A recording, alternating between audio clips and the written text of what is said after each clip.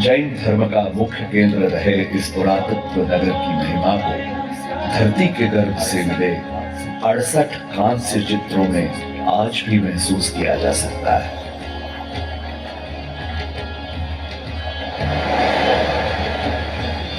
पर छठी शताब्दी में आई एक भीषण बाढ़ ने इस फलते फूलते नगर को यकायक उजाड़ जमीन में बदलकर रख दिया।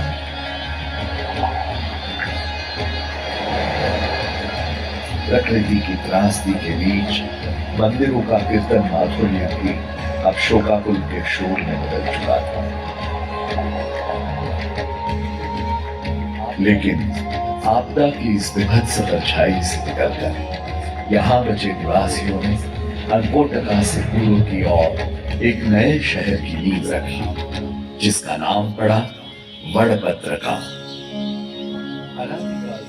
अनादिकाल से ही वडोदरा का वट वृक्षों के साथ एक गहरा संबंध रहा है, जिसके कारण इसे समय के अंतरालों में वड़पत्रका, बरोड़ा, रोडेरा और बड़ौदा जैसे कई नामों से जाना जाता रहा।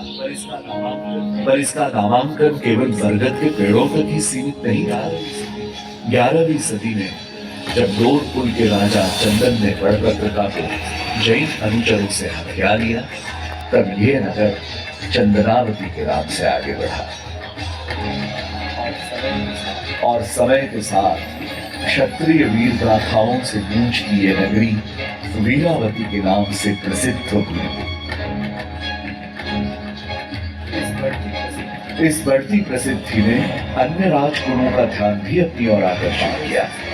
1297 में गुप्त वंश पर विजय पाकर चालुक्य राजवंश ने वडोदरा पर अपना ध्वज लहराया, पर 14वीं सदी के आते आते चालुक्यों का यह प्रभुत्व भी सोलंकी राजपूतों की तलवार के सामने परास्त हो गया।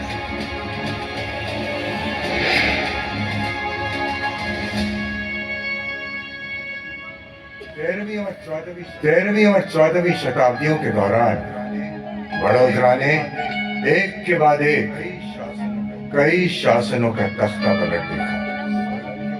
सोलंकियों को दिल्ली के सुल्तानों ने परास्त किया और दिल्ली सल्तनत से मुगल शासकों ने सत्ता की बागडोर अपने हाथ में ली। अराजकता के इस विकट परिवेश में भी वडोदरा अड़िग खड़ा रहा।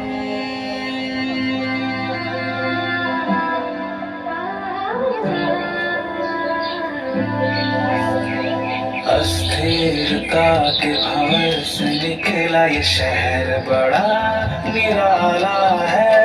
खुद ही बनता खुद ही संवरता, पग पग बढ़ने वाला है। इसकी रोके ना कोई राह, ये तो अपनी धुन मत वाला है। कोई मुश्किल इसको क्या तोड़ेगी, ये तो खुद साहस का रखवाला है।